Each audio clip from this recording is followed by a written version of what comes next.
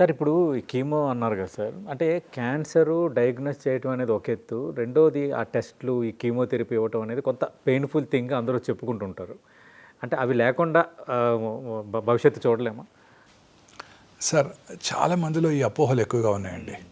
Mammography చేయించుకోండి అనగానే కూడా ఆ మ్యామోగ్రఫీ వల్ల రేడియేషన్ ఉంటుంది కదండి అంటారు. కొత్తగా వచ్చిన మ్యామోగ్రఫీ మెషిన్లో రేడియేషన్ చాలా తక్కువ అండి. డిజిటల్ మ్యామోగ్రఫీ మెషిన్స్లో రేడియేషన్ ఎక్స్పోజర్ చాలా తక్కువ. రెండోది, ఈ మధ్య ఒక మంచి ఇంట్రెస్టింగ్ స్టడీ చేశారు. 40 years నుంచి 8 years వరకు సంవత్సరానికి ఒకసారి మ్యామోగ్రఫీ చేయించుకోవటం ద్వారా వాళ్ళలో క్యాన్సర్ పెరుగుదల, అంటే నార్మల్ కన్నా క్యాన్సర్ వచ్చే అవకాశాలు ఒక నాట్ మోర్ దెన్ అబౌట్ 40 నుంచి 8 years వరకు కొన్ని మిలియన్స్ ఆఫ్ ఉమెన్ చేస్తే ఇప్పుడు 200 కొత్త క్యాన్సర్లు కనుక్కున్నారే తప్ప ఎక్కువ ఇంక్రీజ్డ్ ఇన్సిడెన్స్ లేనే లేదు. చాలామందిలో అపోహ ఉంది, రేడియలాజికల్ ఇన్వెస్టిగేషన్తో రేడియేషన్ ఎక్స్పోజర్ చాలా తక్కువగా ఉంటుంది ఓల్డెన్ డేస్తో పోల్చినట్టయితే. మీరు అన్నట్టు పెట్ సిటీ చేయించుకోండి అనగానే పెట్ సిటీ వల్ల రేడియేషన్ వస్తాడు కదండి అని అడుగుతారు. ఇది ఎక్కువ అపోహ ఉంది సార్. పెట్ సిటీ అంటే చాలా ఇప్పుడు అది చేసుకున్న తర్వాత మీకు చాలా ఇబ్బందులు ఎదుర్కొంటారని ఉంది సార్. పూర్తిగా అపోహ మాత్రమేనండి, పూర్తిగా అపోహ మాత్రమే. ఇప్పుడు కొత్తగా వచ్చిన PET CT, digital PET CT, AI power digital PET సిటీలో రేడియేషన్ ఎక్స్పోజరు ఇంతకుముందు ఉన్న పెట్ సిటీ మెషిన్స్తో పోల్చినట్టయితే 1/3 ద డోస్. పాత PET CT scans, conventional PET CT స్కాన్స్తో radiation exposure 23 to 24 millisieverts ఉన్నట్టయితే ఈ కొత్త పెట్ సిటీతో 8 మిల్లీ సివరెట్స్. మన మధ్య గుర్తుందా మీకు, కరోనా వచ్చినప్పుడు ఆల్ ఇండియా ఇన్స్టిట్యూట్ డైరెక్టర్ గారు సిటీ స్కాన్లు చేయించుకోవద్దు, సిటీ స్కాన్లు చేయించుకుంటే 300 ఎక్స్రే వచ్చిన రేడియేషన్ వస్తుందని వెంటనే ఇండియన్ రేడియలాజికల్ సొసైటీ వెంటనే వాళ్ళకు ఒక దాన్ని రిబర్ట్ చేస్తూ వాళ్ళు ఒక స్టేట్మెంట్ ఇవ్వడం జరిగింది.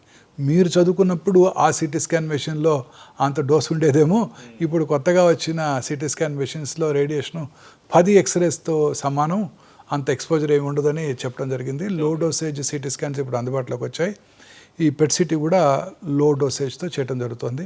ఇప్పుడు ఆ రేడియేషన్ కూడా అవాయిడ్ చేయడానికి పెట్ ఎంఆర్ అందుబాటులోకి వచ్చింది. పెట్ ఎంఆర్ఐలో రేడియేషన్ ఎక్స్పోజరే ఉండదు. ఆ పెట్ సిటీలో ఇచ్చే మెడిసిన్ కూడా చాలా తక్కువ. ఆ డిజిటల్ పెట్ సిటీ స్కాన్లో కూడా రేడియేషన్ ఎక్స్పోజర్ చాలా తక్కువ, ఇచ్చే మెడిసిన్ కూడా ఓన్లీ 3 మిల్లీ క్యూరీస్.